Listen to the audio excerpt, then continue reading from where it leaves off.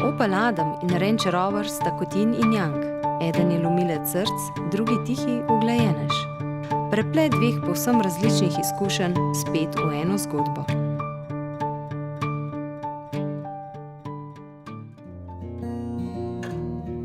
Prvi del te zgodbe je precej lažji, ljubek, razigran in lahkoten. Opel Adam mi je navihano pomežiknil že v prevzemu in v takšnem osvajalskem duhu se je najino druženje tudi nadaljevalo.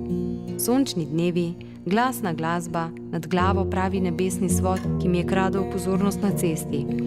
Bela notranjost, vzorčki na armaturi, zvezdice na stropu, zunaj spolirana modrina, bele brčice, beli mokasini. Čeprav je germanskega rodu in čeprav naj bi kazal hladnost, racijo, je samozavestno prestopil prvovrstno ligo kradljivcev src, med romanske Kazanove življenjskim vodilom La Dolce Vita.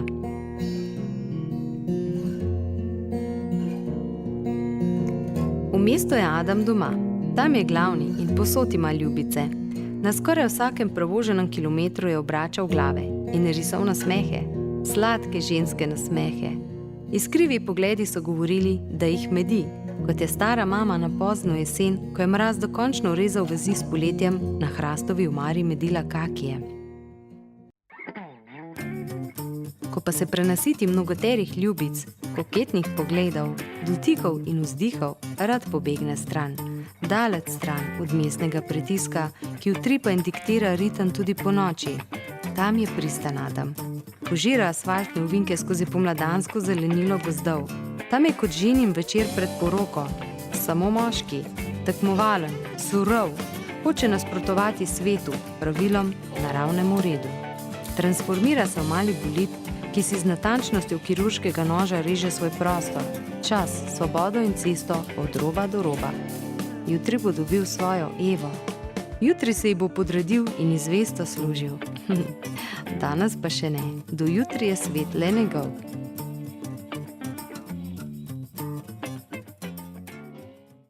Adam je v meni zbudil Evo. Zato je bilo toliko težje od njega utegniti srce in se zadržki nekolikšnim predsodkom v Danovo sodo predati čakajoči črni premičnini. Ogromnemu 5-metrskemu stvoru, črnemu kot rov. Me bo pogoltnil, ko bom sedla van. Globoka črnina je le še zabijala žabo v krsto občutkov in vprašanj. Zakaj naj se družim z njim? Kako naj sobivava? Približno tako se mi je zdelo združljivo, kot bi me kljub moji javni odsotnosti matematičnega talenta silili v poletni matematični tabor.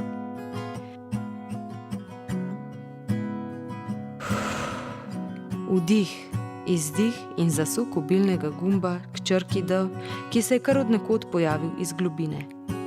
Premik, lebdenje, ne vožnja. Vzvišen robustnaš se je začel spreminjati v uglajenega tihega gospoda, ki ne želi stopati. Ko prevzameš pobudo, se tihi aristokrat prelevi v zvestega butlerja, čakajočega na ukaz, da ustreže. Gentleman in butler hkrati. Nisem ga več videla v strašljivi črni podobi, temveč kot čistokrvnega aristokrata v suknjiču z Burberry vzorcem in iz najfinejših volnenih niti, zamolklih barv in z usnjenimi zaplatami na komolcih. Pravkar je srknil žgoči konjak in si odščipnil kohibo. Nato je segel po koščku temne čokolade s kajenskim poprom. Sladka trpkost s pekočino za prave moške. Naj se vam predstavim. Sir Range Rover. Notranjost avtomobila je budila domačnost in varnost dnevne sobe za kurjenim kaminom, vonjem pečenih jabolk in lenim psom spredaj, kot bi tu že kdaj bila. Najosupljivejše pa je spoznanje, kakšna moč ti je zaupana. Lahko si jo podrediš ali jo zlorabiš. V trenutku iz blagega brnenja zarjove zver, ko se cel obesiš na plin. Zverinsko zarjove in poleti.